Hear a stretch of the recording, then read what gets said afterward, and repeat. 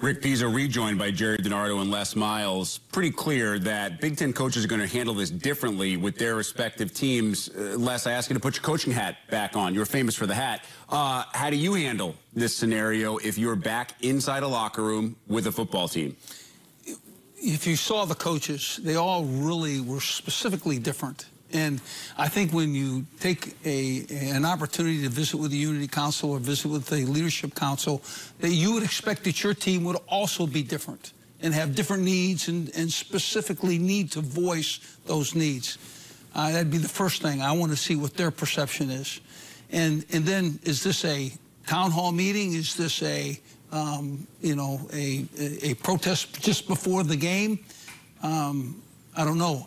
We stand as a country for protest. What I would want to do and have a goal is to address those needs, but I would also want to unify and show equality.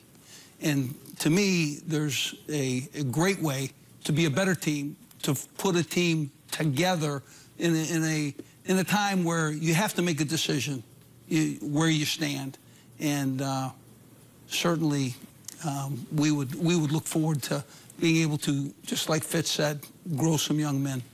Yeah, I think we engage our team, whether it's first through the council or first through the team.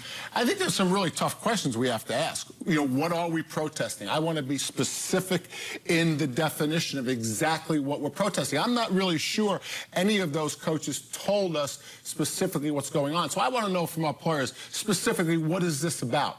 Give me the reason. I want to know specifically what we're going to do about it. Are we going to do something as a team? Is it okay if the team is divided on this? Can we still function as a team if they are? So get feedback. Let's be specific. And then I would say this. I'd get in front of the team. I'd say, raise your hand if you're registered to vote. Because I suggest to you, if you ask most college football teams how many people are registered to vote, the number is very few. We had a 69-year-old and a 70-year-old run for president last election. That's the problem. We need more young people. It's a fantastic point. We need more young people involved. And then I would say, okay, the first thing I would do, I'll let you protest. You make sure you vote. Everyone bring back a registration card next time we're in a team meeting. And then after you have a registration card to vote, then I want to know what else you're going to do. When does the protest end? Does it end before the game during the national anthem, or does it end the day that you die?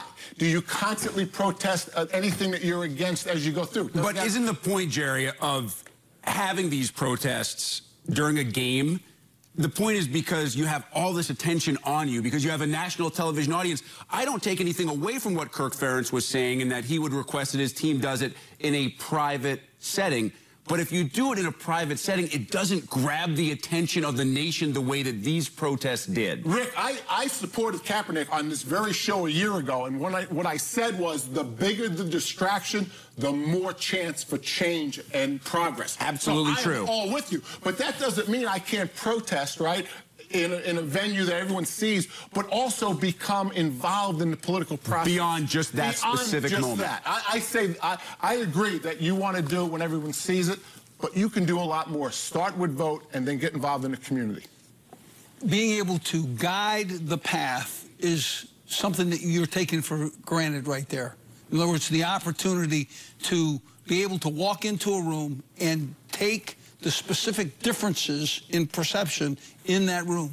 It's really interesting. You're not going to know, in my opinion, until you walk out of that room, how your team wants to respond. Some guys are not team leaders. Some guys are born leaders, and how that all comes together in a small, very succinct amount of time when you prepare for a game and walk onto the field as a team. That team thing is a big deal. And in the idea that you would choose an expression that would be outside of your teammates, would be outside of your coaches, would be outside of maybe the feel of the school, and being able to be, and I think you did a great job, Gerry, in terms of being communicative in the fact of what is it? Okay, what are you really doing? The only thing that was being addressed by our coaches was the ability to unify and the ability to show quality. They were not talking about what happened. And that's why this goes beyond football. And you ask a great question. What happens to a team on the field if they divide?